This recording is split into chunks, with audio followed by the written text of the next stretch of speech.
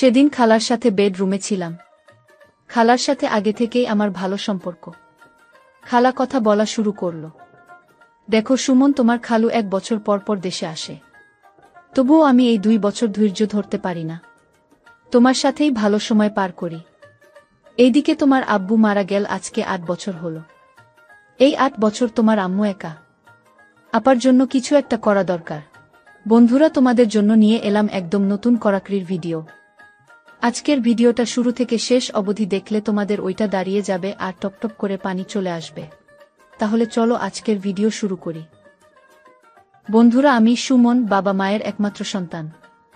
বয়স 21 বছর। একটি বেসরকারি বিশ্ববিদ্যালয়ে পড়ছি। খালা দীপালির সাথে আমার ভালো সম্পর্ক আজকে 1 বছর ধরে। খালু বিদেশে। উনার 7 বছরের শিশুকে অন্য রুমে রেখে আমি উনার সাথে গল্প করি, ভালো সময় পার করি। ইচ্ছা হলে বাসায় আসি অথবা উনি ডেকে নেন। মাঝে মধ্যে আম্মু সহ বেড়াতে আসি। সবাই ঘুমিয়ে গেলে আমরা দেখা করি। এই রকম একদিনে আম্মু সম্পর্কে কথাগুলো বলেন খালা। আমিও ভাবনায় পড়ে গেলাম। আম্মু সম্ভ্রান্ত এক উচ্চশিক্ষিত গৃহবধূ। আম্মু বিরাট ব্যবসায়ী ছিলেন। আম্মুর সৌন্দর্যে মোহিত হয়ে সদ্য ইন্টার পাস 18 বছর বাবা আম্মুকে বিয়ে করেন তিনি।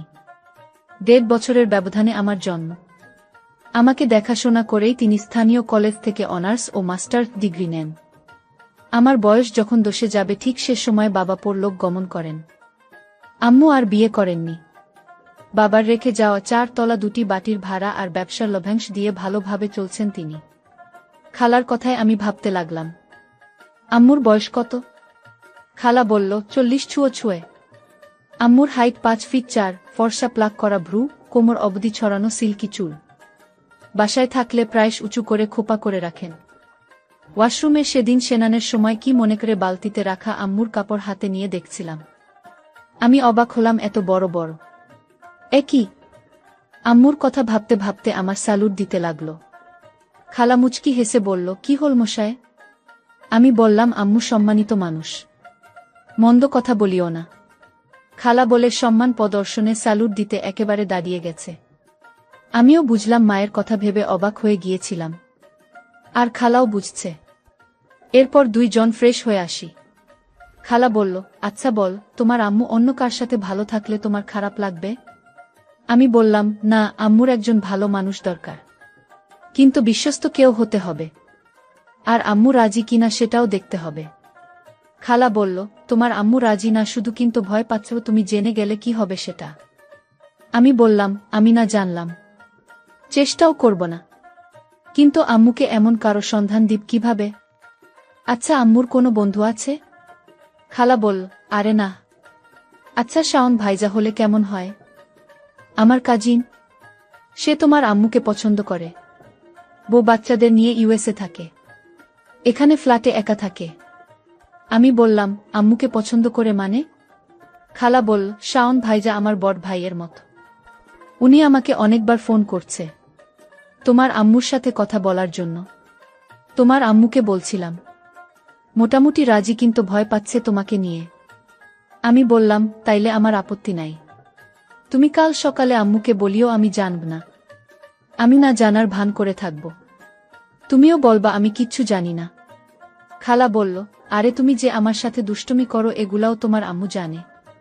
এত লুকুচুরির কিছু নাই। তোমার সম্মতি পেলে আপা আরো খুশি হবে। দাদাও আগে ভাইয়াকে ফোন করি। খালা হ্যালো ভাইজা বলে কৌশলাদি বিনিময় শেষে মূল কথায় আসল লাউড স্পিকার দিয়ে খালা বলল, আপা তোমার ব্যাপারে পজিটিভ। শাওন বলল, কি শুনাইলা? আমি কি বলে তোমাকে ধন্যবাদ দিব বুঝতেছি না। খালা বলল, ধন্যবাদ লাগবে না। আপাকে আধা ঘন্টা পরে ফোন দাও। নাম্বার নাও। শাওন বলল, না না, নাম্বার আছে আমার কাছে। আচ্ছা, আমি কল দিব। খালা ফোন রেখে দিল। আমাকে বলল, চল তোমার আম্মুকে বলি সব। আমরা উঠতে গিয়ে বুঝি একটা ছায়া দ্রুত সরে গেল। বুঝলাম আম্মু এতক্ষণ আমাদের গল্প শুনছে এবং দেখছে। খালা ও ব্যাপারটা জানতো। আম্মুর রুমে গেলাম। আম্মু দেখলাম বসে আছে। খালা সব বলার পর আম্মু আমাকে জড়াই ধরে কান্না শুরু করে। বলে যে আমি কেমন হয়ে যাচ্ছি। আমি কান্না থামিয়ে দিয়ে বললাম, ওনার সাথে কথা বল। আর আমাকে সব কিছু জানাবে, আমি সাপোর্ট দিব। আম্মু মুচকি হাসি দিল। ওহ, শাওনের পরিচয় দেয়া হয়নি। ওনার বয়স ৪৫ হবে। শ্যামলা গায়ের রং, জিম করা পেটানো শরীর, চুল সব আধা পাকা। ক্লিন শেভ থাকেন, তবে গোপ রাখেন। গোফ ও আধা পাকা। শক্ত সামর্থ্যবান পুরুষ বলতে যা বুঝায় উনি তাই। এর মধ্যে উনি ফোন দিলেন। আম্মু রিসিভ করতে লজ্জা পাচ্ছিল। খালা রিসিভ করে লাউড করে দিলেন। আম্মু লাউড অফ করতে চাইল, আমি ইশারায় না করলাম। আঙ্কেল স্বাভাবিক কথা শেষে জানতে চাইল একা কিনা। আম্মু বলতে যাচ্ছিল, এর মধ্যে আমি আর খালা ইশারা করলাম একা বলতে। আম্মু বলল যথারীতি। উনি ফোনে কথা বলার অনুমতি চাইল। আম্মু না না করতেছে। আঙ্কেল ওই দিক থেকে আর আমরা এই দিক থেকে প্রেসার দিয়ে হ্যাঁ বলালাম। শেষমেশ আম্মু রাজি হল। খালা আম্মুকে বলল মন খুলে কথা বলতে। আমি আর খালা রুমের বাইরে চলে আসলাম। এভাবে প্রায় 2 ঘন্টা এরা কথা বলল। আমি ততক্ষণে রুমে এসে শুয়ে পড়ছি। সকালে আম্মু খালাকে কি যেন বলল। বুঝলাম আম্মু লজ্জা পাচ্ছে। আমি বললাম, জোরে বলেন আম্মু, আমি কিছু মনে করব না। আম্মু মাথা নিচু করে রইল। খালা বলা শুরু করল, আসলে শাওন ভাই আজকে সন্ধ্যায় উনার এপজেন্টমেন্টে ডাকছে। আমি বললাম, তো যাক, সমস্যা কি? খালা বলল, উনি বলছে তোমার আম্মুকে একটু পার্লারিং করতে, একটু মেক ওভার করা, আর চুলগুলোকে গোল্ডেন করতে বলছে। আমি অবাক হলাম উনার কথা শুনে। গোল্ডেন করলে আম্মুকে নায়িকাদের মতো মনে হবে। আমি সম্মতি দিলাম। খালা আম্মুকে পার্লারিং করে নিয়ে আসল ঘন্টা 2-1 পরে। আমি খালাকে বলে রাখলাম আঙ্কেলের বাসায় আম্মুকে আমি নিয়ে যাব। তবে আঙ্কেল জানবে না যে আমি ব্যাপারটা জানি।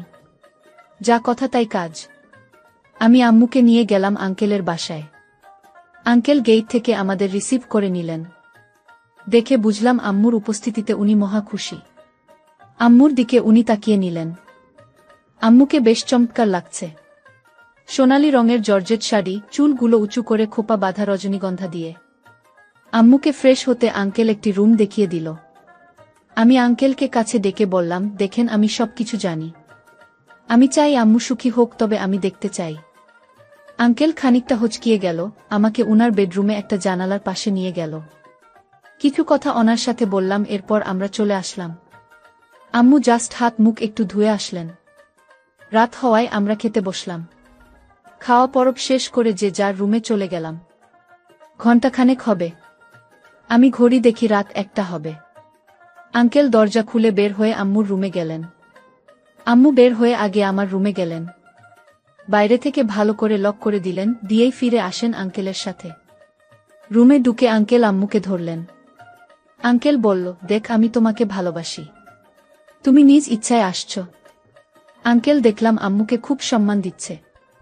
2 মিনিট পর আঙ্কেল কথা বলা শুরু করল। তোমাকে আমার রানী বানিয়ে রাখতে চাই। আম্মু দেখলাম অনেকটা স্বাভাবিক হয়েছে। বললেন, কে মানা করছে? তো রাখুন না রানী বানিয়ে।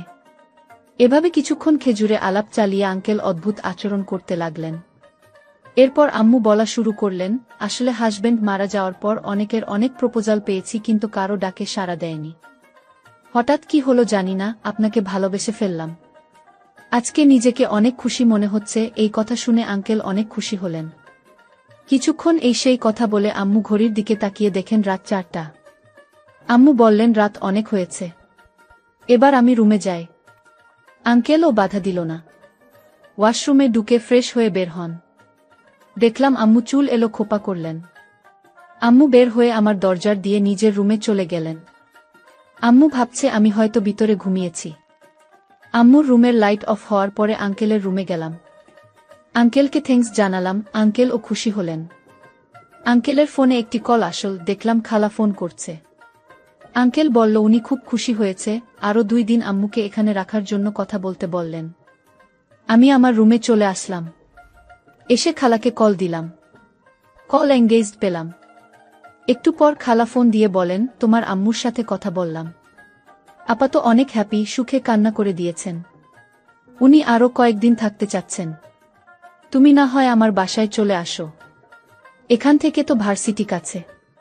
খালাকে বললাম, আমি ক্লাস ব্লাঙ্ক দিব কয়েকদিন। আম্মুর সুখের জন্য একটুক তো করা উচিত। খালা মৃদু হেসে ফোন রেখে দিলেন। আমিও সেদিনের মতো ঘুমিয়ে গেলাম। পরদিন সকালে সব স্বাভাবিক মনে হল। আম্মু ঘরণীর মতো রান্নাঘরের দায়িত্ব নিল। সকালের নাস্তা তৈরি করলেন। আমি আর আঙ্কেলকে সার্ভ করলেন। আম্মু শাড়ি পরা ছিল। আঙ্কেলের পাশে এসে আঙ্কেলের পাতে মাংস তুলে দিচ্ছিল আম্মু। নাস্তা শেষে আমি আমার নির্ধারিত রুমে চলে আসলাম। আঙ্কেল ও পিছনে পিছনে আমার রুমে আসল। এসে আমাকে বলেন তিনি এখন বের হবেন, কাজ আছে উনার। উনি এরপর উনার কাজে বাইরে চলে গেলেন। আম্মু বাড়ির বাকি কাজ সেরে নিয়ে সেনানে গেলেন। সেনান সেরে নতুন একটা শাড়ি পরে নিলেন। আমি আম্মুকে জিজ্ঞেস করলাম, আঙ্কেল কেমন মানুষ? আম্মু উত্তর দিলেন, ভালো। আমি কথা বাড়ালাম না। দুপুরে আঙ্কেল আসলেন। লাঞ্চের আমি ফ্রেন্ডদের সাথে আড্ডা দিতে বাইরে গেলাম। রাত 9টায় বাসায় ফিরে দেখি আম্মু ডিনার সার্ভ করছেন। এরপরের দিন আঙ্কেল ব্যবসায়িক কাজে 1 সপ্তাহের জন্য বাইরে যান। আমি আর আম্মু বাসায় চলে আসি। বাসায় 2 দিন থাকার পর আম্মু কেমন যেন করতে থাকেন। আমি বুঝতে পারলাম। আমি 3 দিন পর খালাকে ফোন দিয়ে আমার আর আম্মুর অবস্থা বললাম। খালা বলল, দাদাও আমি আসি। সন্ধ্যায় খালা আসো। আম্মু রাতের রান্না বসাতে গেলে আমি আর খালা আমার রুমে কিছুক্ষণ গল্প করে ডিনার শেষে খালা আর আম্মু বেডরুমে গেল। কি মনে করে আম্মুর বেডরুমের জানালায় পাশ দিয়ে যাচ্ছিলাম। আম্মু আর খালাকে স্পষ্ট দেখার পাশাপাশি তাদের কথা ও শুনতে পাচ্ছি স্পষ্ট। আম্মু খালাকে বলল সে আঙ্কেলের বাসা থেকে আসল উনার আর শিডিউল ও পাওয়া যাচ্ছে না। খালা বলল উনি ব্যবসায়িক কারণে খুব ব্যস্ত আছে, তা না হলে এতদিন থাকার কথা না। বন্ধুরা, কেমন লাগলো ভিডিও কমেন্টে জানাও। দেখা হবে পরের ভিডিওতে। সেই পর্যন্ত ভাল থেক বন্ধুরা।